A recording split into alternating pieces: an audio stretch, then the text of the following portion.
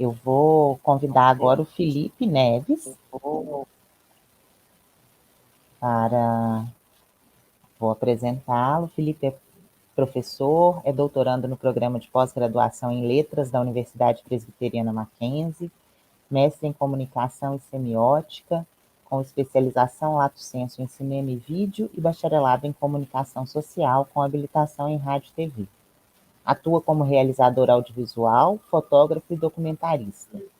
Entre seus últimos trabalhos, realizou os documentários AB Ciber 10 anos, de 2018, Verde e Amarelo, trilogia incompleta, de 2017, com o coletivo Quarta Pessoa do Singular, e um conjunto de Super 8 em tomada única e found footage.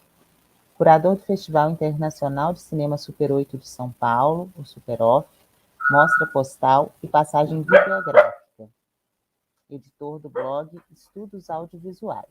O Felipe vai apresentar hoje para a gente a palestra O Documentário Dispositivo como Modo de Captura do Acontecimento, Impeachment de Dilma Rousseff. Felipe, fique à vontade, a palavra é sua.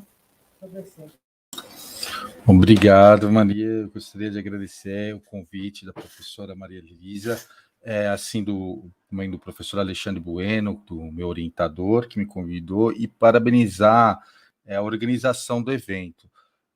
Não é fácil conseguir trazer o pessoal, divulgar, fazer cartaz, é muito difícil. Então, vou pedir desculpa primeiro por essa coisa da orientação das câmeras, por causa de 2 monitores aqui, às vezes eu fico olhando para a lateral. Eu vou compartilhar a tela com uma apresentação.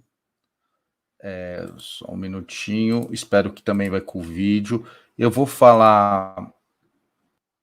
Acredito que vocês consigam já ver a tela aqui. Bom, esse aqui é o título da apresentação. O dispositivo... Felipe, ainda não está aparecendo, só um momento. O que está aparecendo aqui é só a reprodução da sua própria tela. Então, isso, só agora um minutinho, eu vou fazer... Talvez esteja errada a tela compartilhada. Só um minutinho, eu vou fazer de novo o compartilhamento aqui.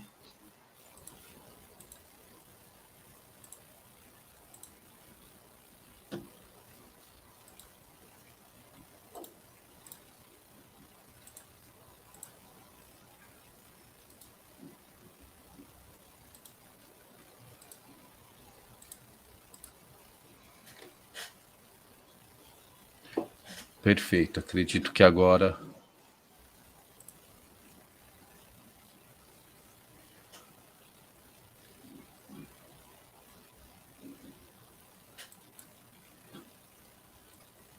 Ainda não. Agora... Sim?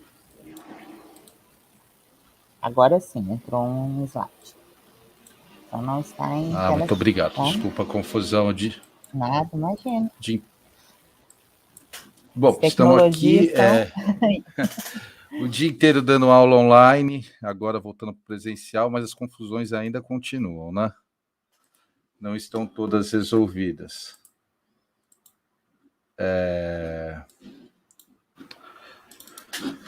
Bom, vou falar aqui o título dessa fala, documentário dispositivo como captura do acontecimento. Aqui tem 2 conceitos. Essa aqui é uma pesquisa de mestrado que eu já realizei faz uns 2, 3 anos já, vem da PUC, da semiótica da PUC, agora estou no doutorado em letras do Mackenzie, ainda estudando semiótica, mas essa perspectiva que eu vou trazer para vocês é cheia desses conceitos pós-estruturalistas, né? O dispositivo aqui vem da influência do Foucault, e Deleuze e Foucault, até mesmo o desdobramento em Agamben, dispositivo como aquilo tudo que captura o discurso, e o acontecimento é aquilo que acontece, né? Então a gente pode pensar nessa ideia de um deslimite, limite dos textos, como narrativizar aquilo que acontece, como é possível narrativizar aquilo que se acontece, né? No caso, eu vou falar de um documentário que eu realizei, chama a trilogia Verde e Amarelo, trilogia incompleta, sobre o golpe sobre a presidente Dilma, né? Eu não gostaria jamais de ser uma fala propagandista, mas pode ser que soe alguma coisa nesse sentido, e aí já até peço desculpa. Parte de uma pesquisa maior, essa pesquisa do meu mestrado. Eu vou falar também aqui para os estudantes, quem ainda está nesse processo de doutoramento, até eu reparei que no chat que tem alguns estudantes, de uma certa, meus alunos, de uma certa economia do texto, né? Como uma pesquisa se desdobra em mil outras coisas, como uma pesquisa é muito maior do que só a dissertação que sai ali. Algumas possibilidades, né? Então, o tema maior de todas as minhas pesquisas, desde a graduação, passando pelo lato sensu, estrito sensu, é o documentário contemporâneo brasileiro e suas intersecções. Hoje eu estou estudando o filme-ensaio, a questão do gênero discursivo do ensaio dentro da relação com o documentário contemporâneo. Mas nessa pesquisa eu estudei o dispositivo, né? Essa influência o dispositivo influenciado pelo Foucault e pelo Deleuze e Agamben, essa ideia de um dispositivo, de um conjunto de regras, porque o dispositivo a gente pensa a priori como um device, né, como um aparelho, mas não é só um aparelho. Imagina, né, você pegar a Althusser, assim, os aparelhos ideológicos do Estado, é mais do que um aparelho, são as regras também que compõem o uso disso. Então, como usar disso como estratégia narrativa? Como um conjunto de regras pode te auxiliar a capturar um discurso? Essa pesquisa foi antes realizada pelo César Migliorin, pesquisador, coordenador do curso da UFF de licenciatura em cinema, lá do Rio de Janeiro, é o único curso de licenciatura, foi também diretor da SOCINE, da Sociedade de Estudos de pós-graduação de cinema, uma pessoa que eu aconselho a seguir aí, eu sigo muitos conceitos dele, principalmente o último livro dele, que é Inevitavelmente Cinema, desses trabalhos que nós realizamos com alunos na escola, desses trabalhos realizados com low-tech, com baixa tecnologia, com celulares, que são inevitavelmente cinema. O Migliorin tem alguns textos, depois eu apresento, e ele propõe esse conceito dispositivo que eu vou também desenvolvendo e colocando ali a minha concepção. A partir dessa dissertação, eu falei que eu vou usar esses conceitos para fazer a leitura do Verde e Amarelo, da trilogia incompleta. Esse documentário que eu fiz com esse coletivo Quarta Pessoa do Singular, que é um conceito, uma brincadeira com o conceito do Deleuze, e a gente fez esse documentário, um curta-metragem de 22 minutos, sobre o golpe da presidente Dilma. Bom, eu não escrevi sobre o documentário, mas a pesquisa sobre dispositivo, documentário, esse que saiu em 2016, né, aqui está a dissertação pela PUC, se desdobrou em alguns textos. Né? O coletivo Quarta Pessoa do Singular, ele surgiu no contexto desse grupo de estudo das extremidades da professora Cristine Mello, no qual 2 capítulos saíram em 2 livros. Né? Um primeiro capítulo, que eu estudo o dispositivo na obra do Carl Guimarães, nesse primeiro livrinho aqui, organizado pela Cris, que é os Experimentos Críticos da Extremidade, que é um primeiro livro dela, e nesse segundo eu estudo a videocarta, como um gênero, como um dispositivo, como gênero também na capacidade de criar narrativa sobre acontecimentos. Né? Então, de uma pesquisa, saiu 2 capítulos, saiu umas outras publicações, e essa pesquisa de dispositivo e o grupo de estudo criou esse coletivo, e a gente realiza esse documentário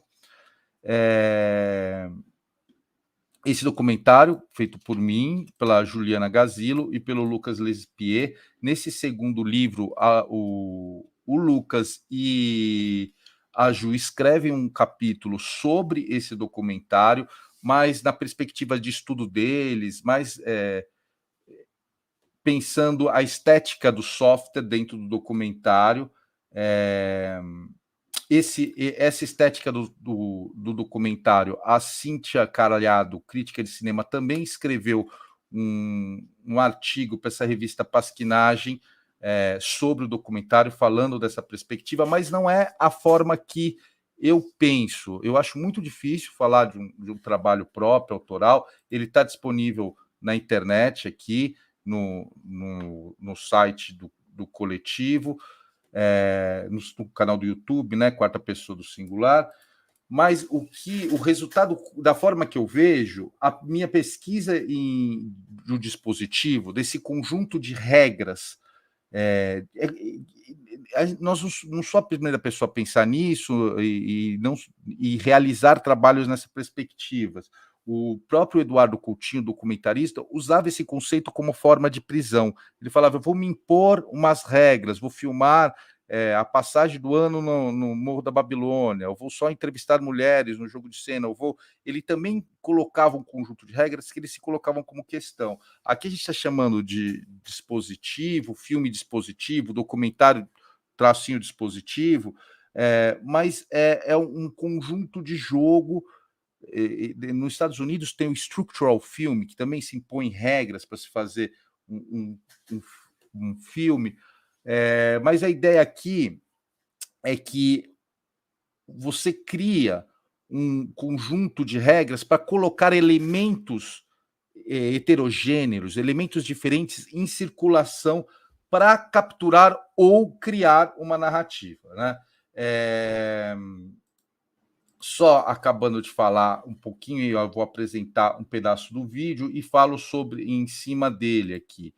Está disponível, então, no canal do YouTube, tem alguns outros textos escritos sobre outras perspectivas sobre ele. Todo esse material aqui está em PDF no blog, nesse blog Estudos Audiovisuais que eu edito, e além desse texto, de tudo que saiu sobre um trabalho, até um documentário que saiu de uma pesquisa de doutorado, para o lançamento do filme, nós organizamos aqui em São Paulo, na passagem literária, que é uma passagem que passa abaixo da Avenida Consolação, ali na frente do Cine Belas Artes. A gente fez a exibição de um ano do golpe, passando o trilogia, com uma aula aberta, que foi dar nesse projeto chamado Passagem Videográfica, de passagem literária para passagem videográfica, que uma vez por mês alunos, ex-alunos, realizadores se organizam para passar trabalhos de dimensões políticas. Eu estou gostando muito dessa mesa, a dimensão política, o debate que está tendo nessa mesa, com exibições de trabalho e debate posterior. Tudo isso sai de uma pesquisa. Aqui tem as referências dos meus textos, dos textos do Migliorin, né? Esse é um primeiro texto de 2005, o dispositivo como estratégia narrativa, que ele trata comparando de alguns filmes dispositivos com, por exemplo, o Big Brother. O Big Brother é um exemplo de esses reality shows de um dispositivo, né, do conjunto de regras para capturar uma narrativa. É interessante. Aqui a tese de doutorado dele. Esse dispositivo que permite, o conjunto de regra, permite que o diretor não esteja todo o tempo no controle de tudo, porque a própria relação das regras exclui, às vezes, algumas escolhas do diretor. Então, aquele que está sempre de saída, essa é a ideia que ele está aqui. Esse último livro dele, Inevitavelmente Cinema, contando a experiência de pedagogia e cinema nas escolas. Aqui tem o capítulo do livro de extremidades e a minha dissertação. Vou falar a partir disso. Eu deixei aberto aqui, agora qual que é a tela que está o vídeo. Vamos dar uma olhada no trabalho para eu poder falar um pouquinho sobre em cima dele. Se o som não estiver chegando, eu peço para vocês me alertarem aqui. Sei que eu já estou indo para 12 minutos aqui, eu estou controlando, então eu não vou abusar, não. Pode deixar.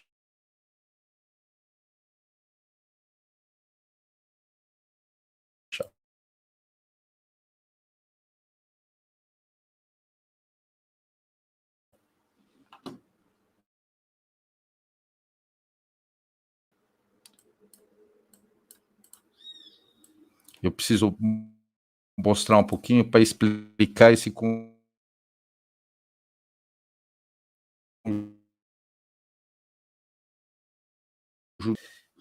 a gente capturou quem estava na Paulista, a Paulista transmitia o que estava acontecendo nas manifestações, a gente capturava essa tela celular e montava.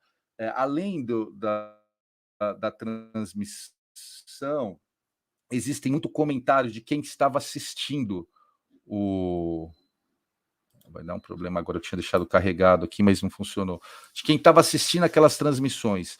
Nós dividimos a tela em 3 para conseguir colocar 3 telas ao mesmo tempo, e chega uma hora que está passando 3... Eu vou carregar de novo aqui. 3 vídeos com 3 comentários diferentes. É impossível acompanhar, legendar esse vídeo. É impossível legendar pela quantidade de informação e da relação que é possível fazer de uma tela para outra, né? Essa experiência de 3 telas dentro de uma também não é nada novo. O Abel Gance fez o Napoleão com essa ideia de 3 telas. Não era exatamente o que nós estávamos pensando no início.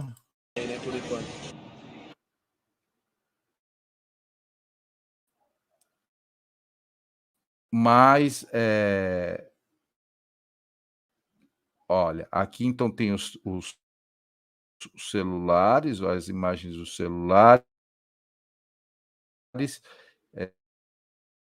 Na ativo da internet que a qualidade varia, a qualidade do vídeo não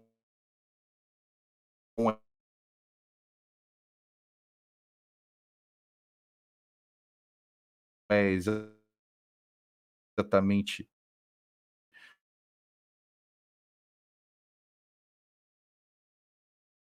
agora no momento passou que não estivesse na internet, né? Porque há muito tempo que gente, peço desculpa aqui pela uma versão previamente foi.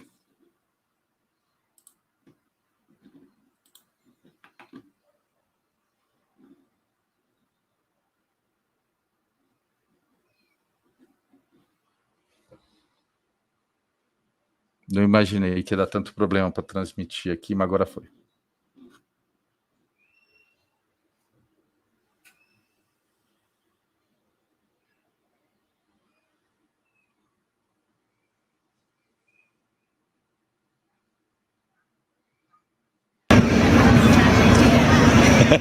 É muito legal que do nada aparece todo tipo de manifestação. E isso que é bom, né?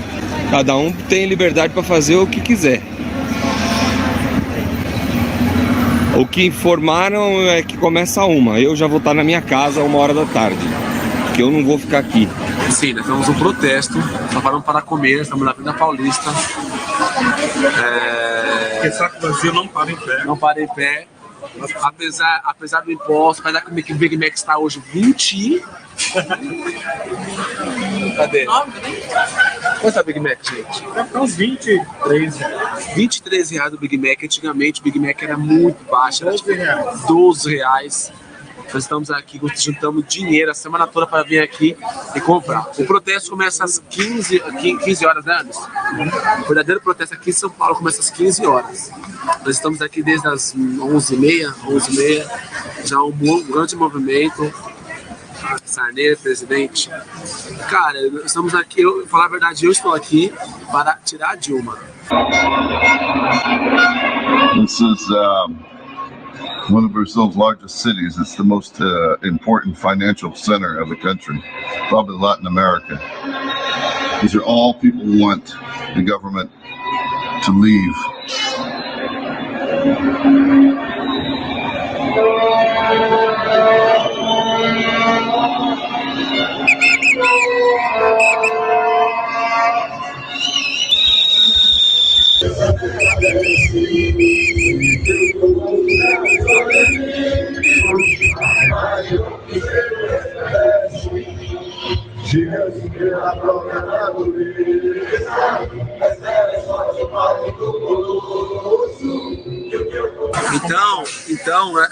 Tá na cara, gente, que quem tá ferrando o país é a Dilma. Ela é muito burra, é uma mulher muito incompetente. Ela é manipulada por pessoas muito espertas, pessoas como esse daqui é. Quem não governa é o Lula, entendeu? Né? A Dilma é uma marionete, ela tem que sair. Ela tem que sair, é uma laranjinha de merda, entendeu? Tá em todos os hangouts, Deus te abençoe sempre e amo suas músicas. Vamos lá. I don't know, man. Que máximo! A rua saca só o barulho que tá aí. Yes! Olha lá.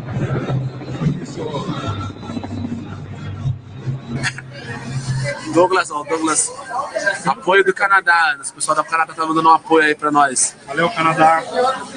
Obrigado, hein? Nós vamos melhorar esse país aqui, ó. Você que tá no Canadá, pra você voltar aqui, ó, com emprego, voltar aqui ganhando bem, como você deve ganhar aí, né? Porque deve ser muito melhor morar aí, né? Por enquanto. Nossa, não, posso tirar uma foto? Vamos lá. Que máximo! Cara, eu sou mega sua fã. Esse daqui, vai lá. Chubidu. Não.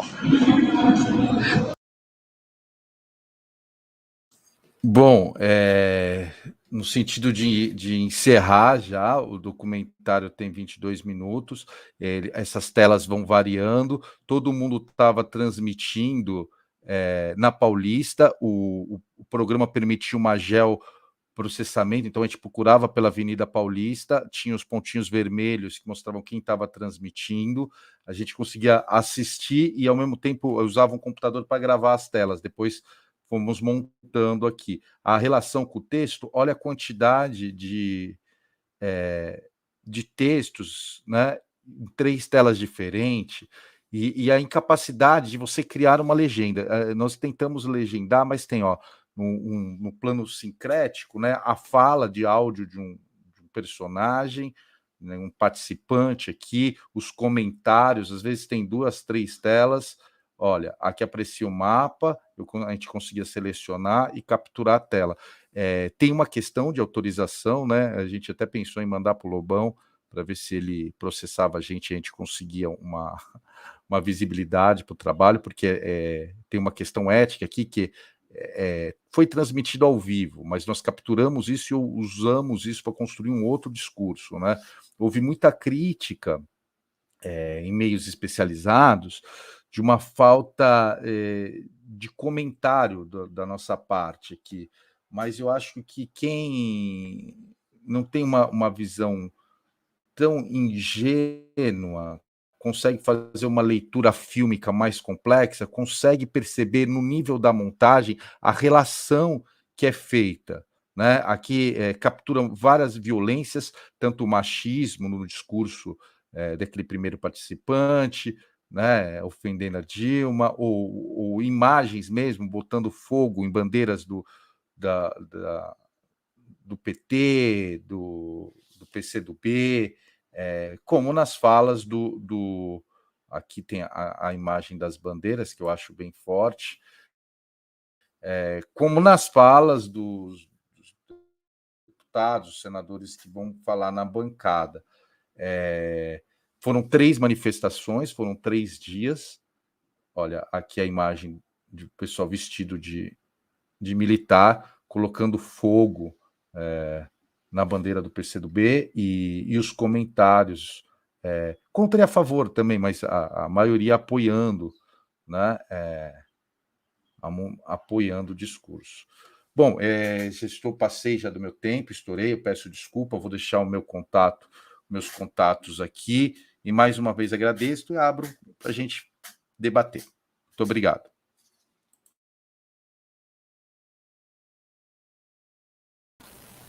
Muito obrigada, Felipe.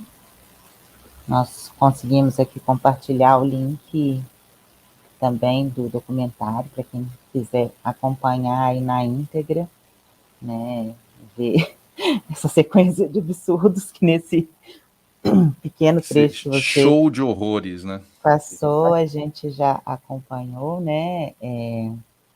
Eu queria começar colocando uma questão para vocês três, né? A partir, inclusive, de algo que o Felipe falou agora, que foi a questão da relação entre estética e política, que acabou permeando todas as falas, né? E acho que a gente percebeu diferentes possibilidades dessa construção política via produções, manifestações estéticas, né?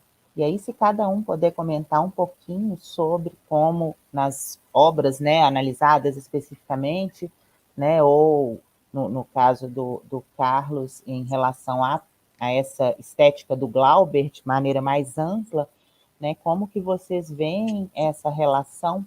Acho que seria um bom começo de conversa aí para nós. Se quiserem seguir a ordem da apresentação mesmo. Obrigado pela pergunta, Maria Elisa. Parabéns aos colegas, ao Carlos, ao Felipe, pela apresentação.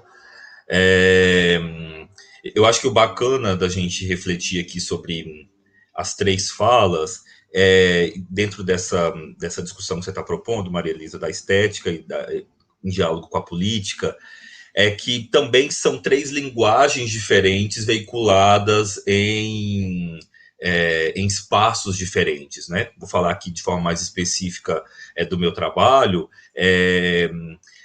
Pensar telenovela ou qualquer tipo de linguagem dentro de uma emissora, dentro de uma da TV aberta, é também caminhar pela ideia da ambivalência, porque esse aspecto político aparece na construção estética dessas minisséries que eu analisei, de outros trabalhos que eu venho acompanhando, mas é tão ambivalente que, ao mesmo tempo que busca criticar, suscitar questões para repensar esses pontos políticos, também contribuem para fomentar determinados preconceitos, visões reacionárias. Vou estabelecer um diálogo aqui com o Felipe, né? A Rede Globo é fundamental para o golpe da Dilma, né? É fundamental para o impeachment, mas, ao mesmo tempo, quando o Jornal Nacional estava veiculando e contribuindo para fortalecer uma imagem tão estereotipada e preconceituosa da Dilma, na telenovela, essa novela foi muito marcante para mim, chamada Eta Muito Bom, que é do Valcir Carrasco. Tem uma cena que é no mesmo período em que toda essa discussão do impeachment está rolando, que a personagem da Eliane Jardine tem uma discussão lá com as outras personagens, e ela fala umas 3 vezes: é golpe, é golpe, é golpe, e golpe contra todos nós, né? Essa é a fala que ela diz numa cena, né, uma cena forte com a Eliane Jardine, e que dentro da trama poderia ser substituída por uma outra palavra, por um outro termo. Então, para mim, é muito claro como que a linguagem da telenovela tenta atuar em meio às brechas desse sistema da Rede Globo, das emissoras de uma forma geral, apontando uma perspectiva política, uma crítica não só à política de forma oficial, mas ao sistema de uma forma geral. Então, a questão da moral, dos bons costumes, dos preconceitos, né? Mas, ao mesmo tempo, também fortalece diversos olhares, né, que buscam manter o status quo, que buscam manter a hegemonia, porque a Rede Globo também está dentro dessa disputa de se manter no poder, né? Então, eu acho que é um pouco isso, é esse diálogo, mas ao mesmo tempo ambivalente. Bueno, primero que todo agradecer a María Elisa, Felipe y también a Alexandre. Me quedo un poco con la pregunta que hizo María Elisa, con lo que decía Alexandre de la ambivalencia. Me parece que ese es un elemento fundamental para poder entender las tensiones justamente entre, en un sentido mucho más amplio, entre estética y política. Por lo menos a mí me gusta partir de la idea de la idea un poco de Jacques Rancière del reparto de lo sensible, ¿no? De entender de que el espacio de lo sensible, el espacio de lo estético, es indisociable del espacio de lo político. Cuando Rancière hace toda su discusión sobre justamente el reparto de lo sensible, está hablando del espacio de lo político. Creo que eso es un elemento fundamental para por lo menos considerar esta ambivalencia de la que un poco hablaba Alexandre. Pero también, por lo menos en el caso específico de Glauber, ¿no? Me parece que hay que tener dos elementos en consideración. Digo, yo también parto un poco de mi registro, un poco es el de la filosofía, pero también de los estudios sobre la estética latinoamericana. Y me gusta un poco, para pensar a Glauber, esta idea de Adorno de la autonomía estética, ¿no? De pensar la obra de arte como una especie de cierta autonomía, obviamente no en un sentido elitista, pero sino una autonomía que logra entrar en esa especie de ambivalencia y de tensión con lo real, ¿no? Creo que por lo menos Glauber, dentro de lo que es su obra tanto escrita como también fílmica, logra justamente esa tensión con lo real. Y me parece que también hay un grado de indisociabilidad, ¿no? Entre lo que es la gigantesca obra escrita de Glauber, tanto en lo que son las cartas, los manifiestos, sus libros, también sus novelas, con lo que es su obra fílmica, digo. Hay que tener en cuenta que en los años 80, y esto lo digo como un dato más que nada biográfico, Glauber se dedica fundamentalmente a escribir, más que a filmar. Posible rastrear en sus cartas, ¿no? Todas las discusiones justamente sobre la cultura latinoamericana. Y en ese marco, ¿no? En ese marco me gusta pensar también que algo que movilizaba en todo momento, por lo menos un cineasta como Glauber Rocha, era esta cuestión de, bueno, de no pensar al pueblo, ¿no? Como algo uniforme, como en un sentido esencialista, un poco lo traté de destacar en mi presentación, sino muy por el contrario, como un pueblo en constante devenir, como un cúmulo de heterogeneidades culturales que se encuentran, insisto, en este estado larvario, en permanente metamorfosis, lo cual da cuenta, desde mi punto de vista por lo menos, que Glauber, por lo menos, está pensando en una clave muy parecida a la de los autores sobre el barroco latinoamericano, fundamentalmente alguien como Alejo Carpentier, ¿no? Alejo Carpentier habla de la necesidad, ¿no? de idear formas estéticas transculturales a partir de una construcción de nuevas cosmogonías, ¿no? En el caso particular de Glauber, hay una necesidad de volver a lo bárbaro, de volver a lo delicerado, ¿no? A lo ocluido, pero no plantearlo como, insisto, como algo esencialista, como un retroceso al pasado, sino cómo ese pasado colonial impacta en el presente particular del Brasil o del sertão brasileño. Ustedes deben tener más conocimiento de eso que yo, sin duda, y cómo desde ahí está la emergencia de estas nuevas formas estéticas. Glauber era muy enfático incluso en decir que el cineasta aprende en cuanto hace. Y eso me parece que marca una distancia fundamental, tomando lo que decía Alexandre, ¿no? Esta idea de ambivalencia, pero también con el conjunto del cine latinoamericano. La discusión de Glauber de que el pueblo es un mito de la burguesía, ¿no? Está en tensión con la idea de pensar incluso el cine militante como una especie de construcción estética preformateada, ¿no? Que le dice al espectador lo que tiene que hacer y lo demanda realizar una acción, ¿no? Glauber, por el contrario, veía que la construcción cultural, insisto en esta idea de la ambivalencia, ¿no? La construcción cultural tenía que ser en tanto y en cuanto el cineasta se involucrase de manera incluso corporal con las tramas heterogéneas de la cultura latinoamericana. Por eso me gusta un poco, para ir terminando, esta idea del entre lugar, ¿no? Que Silviano Santiago remarca mucho, que esta idea también de, bueno, de esta tensión y ambivalencia que tiene el mismo Glauber con las formas estéticas occidentales. O sea, hay un acto de deglución antropofágico, ¿no? Donde el escritor latinoamericano bien lo dice Silviano Santiago, siempre está en un estado de agresividad, de tensión constante con esas formas estéticas, ya que, como dice la teoría postcolonial, nosotros vivimos en ya irreversibles contactos transculturales que no pueden, o sea, son directamente irreversibles. Ahora bien, bueno, ¿qué hacer? ¿Qué pensar? ¿Cómo construir formas fílmicas, estéticas, a partir de esa tensión, ¿no?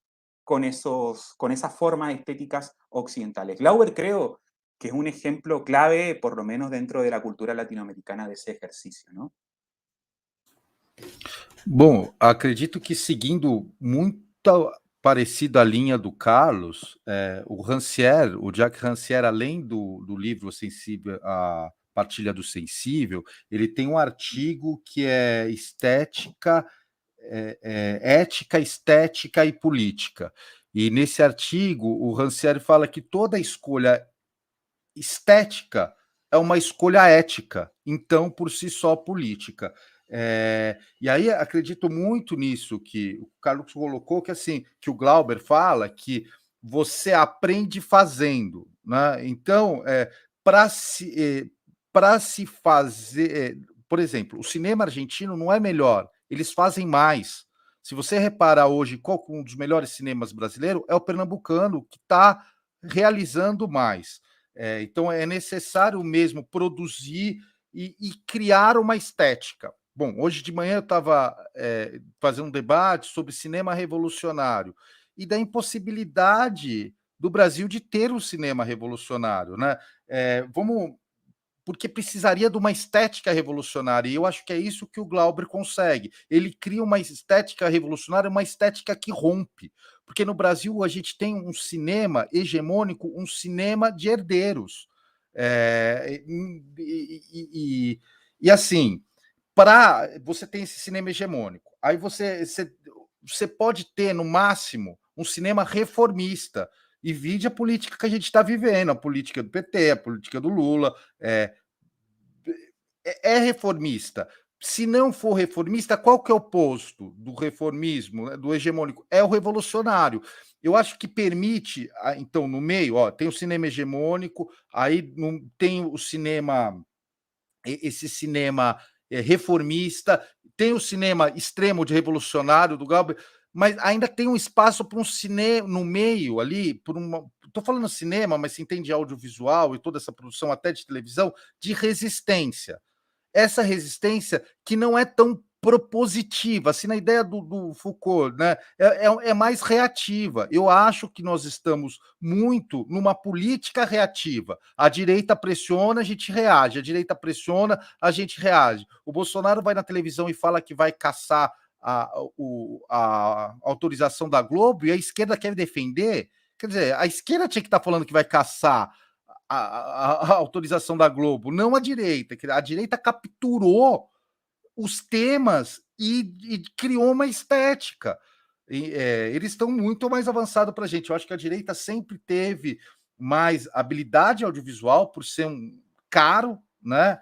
E nós estamos perdendo. A gente brinca, né? A esquerda faz um meme, a gente escreve um tratado. A gente está perdendo esse espaço. Mas eu não vejo possibilidade de um cinema revolucionário, mas talvez de resistência, porque aonde você vai exibir um cinema revolucionário, uma estética revolucionária? Longe de dizer que esse filme que eu fiz tem uma estética, mas ele é diferente, e nenhum festival aceitava. Falava, mas isso aqui é o quê? É documentário? Eu não sei, quem tem que falar isso para mim são vocês, eu fiz isso. E não entra. E aí você pegar a experiência do vídeo na década de 60 no Brasil, é muito interessante, 80, que eles criaram círculos de distribuição, rodava VHS pelos sindicatos, os sindicatos tinham espaço para ver essa produção de vídeo ali. Eu acho que isso que falta, criar espaço. Esse espaço de debate aberto aqui é muito importante. Por exemplo, como professor, é difícil você ter essa liberdade para falar numa sala de aula. A gente não sabe o quanto que a gente pode trazer desse tema. Você se sente... Peraí, será que eu estou fazendo politicagem na sala de aula? Bom, parar. Gente, acho que a gente teria aqui, né, pano para manga, nosso tempo já está se esgotando, mas eu acho que vale a pena a gente trazer aqui para a conversa, né, a fala da professora Tamires Coelho, que também está acompanhando aí conosco o evento, vai mediar uma das mesas de hoje, né, em que ela vai colocar, né, será que esse problema está na produção ou na ausência, ou na questão da circulação das produções gestadas, né? Quem define o que seria essa estética revolucionária? E aí, acho que a gente poderia encerrar deixando aqui muito mais questões do que respostas, né? Mas acho que 3 aspectos que foram postos aí na conversa por vocês, né, que apontam para algumas dessas possíveis formas de pensarmos essa relação, né, entre a estética e a política, né? Acho que essa proposição do Rancière, né, de que estética e política são indissociáveis, é um desses caminhos, né? A questão do entrelugar, que o Carlos retomou e que vai dialogar aí, né, com essa ambivalência que o Alexandre pontua, né, e com esse nosso próprio, acho que com o próprio processo político brasileiro, né, e a forma com que se lida com a história no Brasil, né, é uma forma ambivalente, e aí eu acho que quando a gente pensa no nosso contexto atual, né, e nisso que o Felipe levantou, né, em relação à Rede Globo e esses posicionamentos, né, dúbios, né, tanto um reforço ao impeachment do Collor, depois um reforço ao impeachment da Dilma, né, e agora um movimento anti-Bolsonaro que vai se estabelecendo, né, e que acho que retrata muito bem essa falta de um posicionamento que seja definitivo, mas um posicionamento que é flutuante, calcado nos interesses pessoais sempre, né, institucionais, aí no caso, e acho que isso gera um pouco essas dificuldades de circulação, para retomar o que a Tamires está falando aqui, né? Você acaba tendo que atuar nas brechas mesmo, né? Nesses pequenos desvãos que a gente consegue encontrar, sempre com o risco de termos aí algumas restrições, né? Dependendo de onde as coisas estão se colocando, e fico muito feliz que tudo isso surja aqui na nossa conversa, né? Acho que acabamos não conseguindo atender as questões todas que foram postas, mas vocês têm aí, nosso caderno de resumos está publicado lá no site, né? Se quiserem entrar em contato aí com os palestrantes para desenvolver as conversas por outros meios, né? Acho que a gente tem caminhos para isso, tá? Agradeço mais uma vez aos 3, né, pela fala e pela conjunção, né, que essas apresentações possibilitaram, e vou chamar o Juan para dar continuidade aqui ao nosso evento. Opa, muito bom. Muito obrigado, Felipe, Alexandre, Carlos, muchas gracias por venir também. Maria Elisa, obrigado pela mediação. Agradeço também a todo o público que esteve presente agora, né, nesse período da manhã, lá na primeira mesa redonda, agora nessa segunda, e dizer também que não acabou, hoje ainda tem mais. A gente vai fazer uma pausinha agora para o almoço e volta às 14h no horário de Brasília, 13h no horário em Cuiabá, com a mesa redonda Jogos e HQs, que será mediada pela professora Flávia Gerardo Botelho Borges. Então, outra vez, está todo mundo convidado para continuar aqui conosco, para ver também a nossa mesa redonda 3, depois tem a 4 e ainda tem a conferência de encerramento.